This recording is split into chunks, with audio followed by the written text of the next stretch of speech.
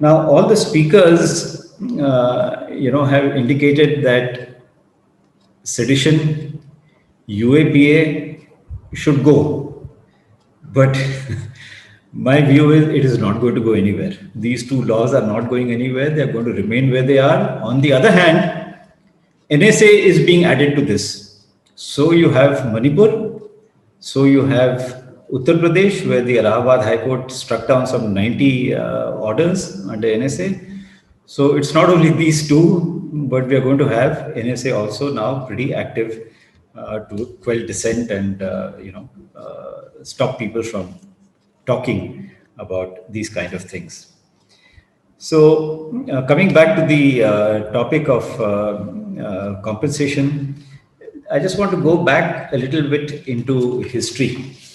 It's not something new that compensation is being talked about today. It has been there a long time back. I will just mention very briefly 5 judgments given by the Supreme Court. The first one is of Rudul Shah, 1983. He was acquitted. Unfortunately, he was in jail even after acquittal. He was acquitted in 1968, but he was released in 1982 after 14 years. The Supreme Court gave him compensation of 30,000 rupees, which may have been quite a lot at that time, but also gave him the right to file a civil suit for compensation. Sebastian Hongre, in 1984, he was picked up by the police and disappeared. The Supreme Court said, "You please produce this Sebastian Hongre." Police said, "No, we have not picked him up." Right? But the evidence showed that he was picked up by the police. And because he was not produced, it was presumed that he was dead. In any case, he had disappeared. The Supreme Court gave his family 1 lakh rupees as compensation. Professor Bhim Singh, he was an MLA in the Legislative Assembly of Jammu and Kashmir, 1985. He was going to attend the assembly session, and he was picked up and not permitted to attend the assembly session. He filed a case. He's a professor, also a lawyer. He filed a case. Supreme Court said, "How can you just pick up a person like this and just pick him up and take him away?" He was given 50,000 rupees compensation. 1989, Saheli, an NGO, they filed a case with regard to death in police custody. 75,000 rupees was granted by the Supreme Court as compensation. Neelabati Behra, her son died in police custody. His body was found near some railway tracks. 1993, the Supreme Court gave 1,50,000 rupees as compensation. So this is not, something new. The Supreme Court has been giving compensation for these kind of disappearances, picking up, death in police custody long time ago. But for some reason, I don't know why, after that, after this Neelabati Behra's case in 1993, perhaps, these kind of illegal arrests did not take place. I don't know. But anyway, the culture of compensation more or less died down. Now we are faced with this problem once again. So you had Nambi Narayanan, a very eminent scientist. He was detained. Supreme Court said give him 50 lakhs as compensation. Look at some of the other cases that we are faced with today. Nambi Narayanan was a few years ago. Akhil Gogoi, arrested and detained under UAPA for more than 1 year. He was discharged. He was not even acquitted. It was a discharge, so no offense was made out. No compensation.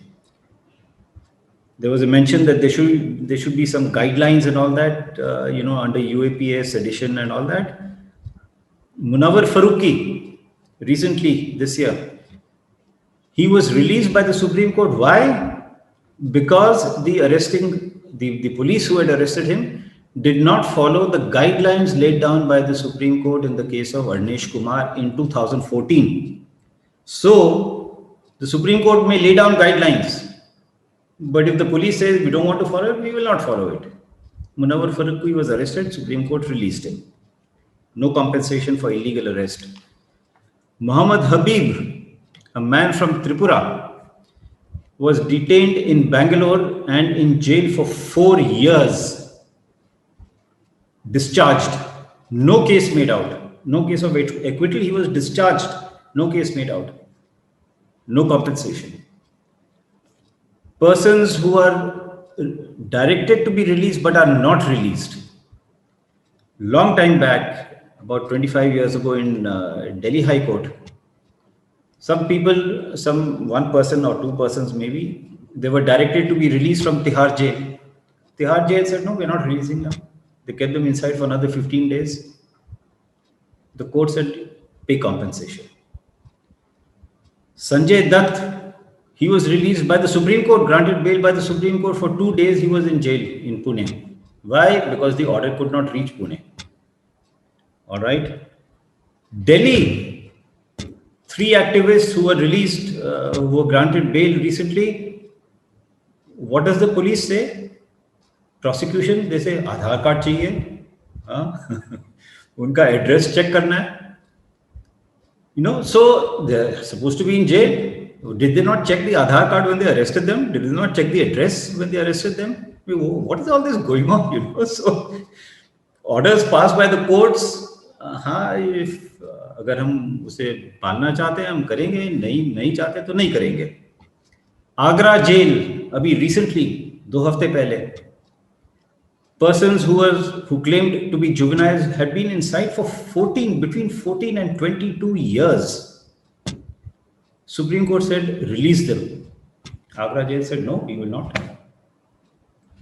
1-2 दिन, they remained in jail until Supreme Court said, listen, we are going to take action. Then they said, all right. What is the consequence of this? The consequence of this is that this Manipur activist, Supreme Court said, listen, you better release him by 5 o'clock. Now, can you imagine? This is the state that we have come to, where the courts have to say कि इसको 5 बजे तक release करो या 6 बजे तक release करो. That is the duty of the prison authorities, of the police, to release a person when the court says you release him. You can't say, no, I will release him whenever I feel like it. You can go on passing orders. जो हमें करना है वो हम करेंगे.